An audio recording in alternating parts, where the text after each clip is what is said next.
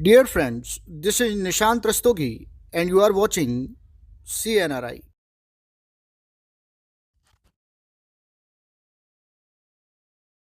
आइए अब इस क्वेश्चन को सॉल्व करते हैं।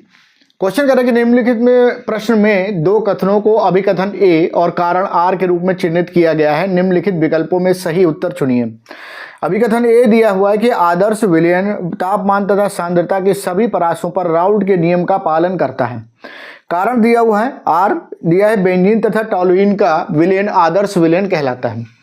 इंग्लिश में असर्शन है और असर्शन रीजन का क्वेश्चन है। तो असर्शन दिया हुआ ideal solution follow Raoult's law in all range of temperature and concentration and reason दिया हुआ है solution of the benzene and toluene form an ideal solution.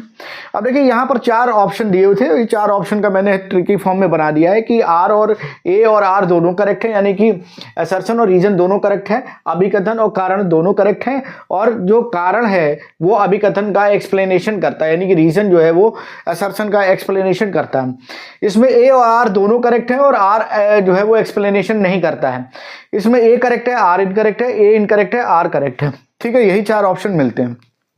अब जरा हम यहाँ पे क्वेश्चन को अगर देखें तो देखिए इसमें ये इन्होंने पहले क्वेश्चन में तो ये कहा कि पहला पॉइंट जो असर्शन बोला है वो क्या बोला है कि ideal solution follow Raoult's law in all range of temperature and concentration, यानी कि जितने भी आदर्श विलयन होते हैं वो सारी की सारी परासों में किसकी तापमान की और कंसंट्रेशन यानी सांद्रता की परास में राउल्ट लॉ को फॉलो करते हैं। चलो भाई ये ठीक है।